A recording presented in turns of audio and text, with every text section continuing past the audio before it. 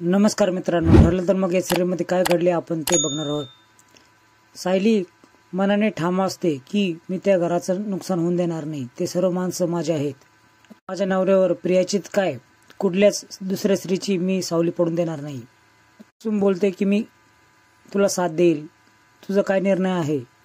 मी लढणार माझ्या हक्कासाठी, माझ्या माणसासाठी, माझ्या नवऱ्यासाठी। ती खूप दृष्ट आहे। तिने मधुभाऊवर देखील खुनाचा आरोप टाकला। मला वेडी आशा होती की ती कधी ना कधी सुधरेल, पण तसं झालं नाही। अर्जुन सरांच्या नावाने काळे मणी घालणं हे फक्त माझा अधिकार आहे। याचं स्वप्न मी धुळीस मिळवेल, त्यांच्याशी फक्त मीच लग्न करेल। बोलते मग याचा अर्थ असं समजायचा तू हे लग्न होऊन देणार नाही ना? तर मुळीच नाही असं ती बोलते। मध्ये कोणी वधू असेल तर ती फक्त मीच, अशी सायली बोलते। आजीची तब्येत बरी आहे, त्यांनी नाटकच केलं असणार 100% असं ती बोलते, कारण त्यांना मी हसताना बोलताना बघितलंय।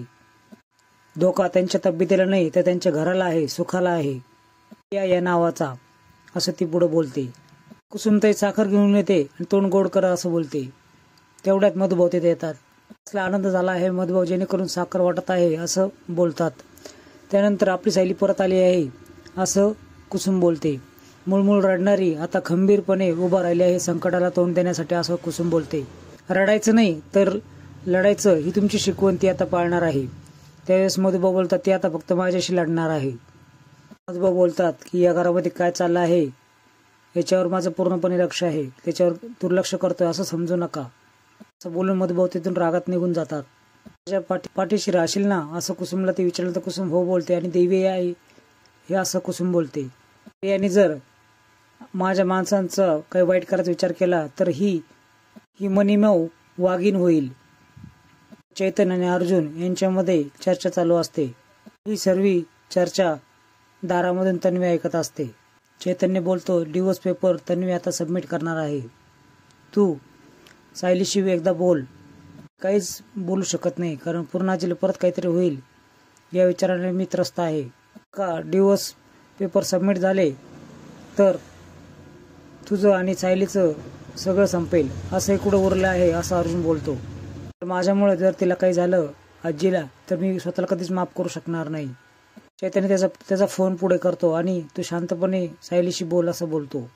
काय अवस्था झाली आहे मला दिसतंय आणि सायली वहिनीची देखील तशीच अवस्था झाली असं असं चैतन्य बोलतो। शांतपणे बोला म्हणजे दोघांनाही बरं वाटेल असं तो बोलतो। तोंडाने सांगू असं अर्जुन बोलतो। आता काय उरलेलं नाहीये, आता सर्व विषय संपलेला आहे, सर्व स्वप्न विसरायला हवेत असं सायलीला सांगायला हवं। त्यावेळेस चैतन्य बोलतो की हेच तर तू सांग सर्व, ते तुला समजून घेतील। तेवढ्यात त्यांनी बोलते की याची चोच पहिले बंद करावं लागेल आणि आतमध्ये ती येते आणि तू माझ्या खोलीमध्ये काय करतोय असं ती बोलते। आणि आश्चर्याने तुझी खोली असं विचारतो। हो, अर्जुनचं जे काय आहे ते सर्व माझं होणार आहे। त्यांनी बोलते तुझे डिवोर्स पेपर सबमिट करायची जबाबदारी मी घेतली, काही तुला प्रॉब्लेम तर नाही ना असं म्हणून खांद्यावर हात ठेवते। तर तो हात झटकतो। त्याने हो प्रॉब्लेम आहे असं म्हणतो आणि तेवढ्यात त्यांनी त्याच्यावर खूप ओरडते। दोघं नवरा बायको बोलत असताना मध्ये चोच मारायची काय गरज आहे असं बोलते। कधी एवढी गोष्ट कळत नाही तुला? झालं तरच पूर्णाची तब्येत ठणठणीत होईल असं ती बोलते। अर्जुन विचार करू लागतो। तन्वी देखील मनात विचार करते की याला सारखं सारखं टॉर्चर केलं पाहिजे, पण ते बिचारा अर्जुन, पूर्णाची किती काळजी वाटते तुला। कुसुमताईला सायली बोलत असते की लग्नाची ही गाठ नाही तर रेशीम बंधन असते। अर्जुन सरांचा आधार मी बनणार आहे असं सायली बोलते। आधारामध्ये कोणी आले तरी चालेल, मी सरळ तर उत्तर देईल असं ती बोलते। तेवढ्यात मधुभाऊ तिथे येतात। मधुभाऊ देखील थकणार नाही, या दुःखाचं सर्व मूळ फेकून देणार आहे। आत्ता मी जातो आणि दोषी वकिलांना भेटतो असं म्हणून ते फाईल घेऊन निघतात। तन्वी घरी येते। रविराज बसलेला असतो, त्यांना ती फाईल देते आणि ही फाईल सबमिट कराल ना असं ती विचारते। रविराज प्रश्न विचारतो अचानकपणे पूर्णाची तब्येत कशी काय बिघडली, तुमच्या दोघांच्या लग्नावरून काय वाद झाले का? त्याचवेळेस नाही असं तन्वी बोलते। त्यांनीच ही फाईल सबमिट करायला लावली आहे जेणेकरून घटस्फोट घेतल्यानंतर लग्न करता येईल असं ती बोलते। पहिलं तरी ही फाईल अर्जुनने सबमिट करायची होती, तर तू माझ्याकडे का देतेस?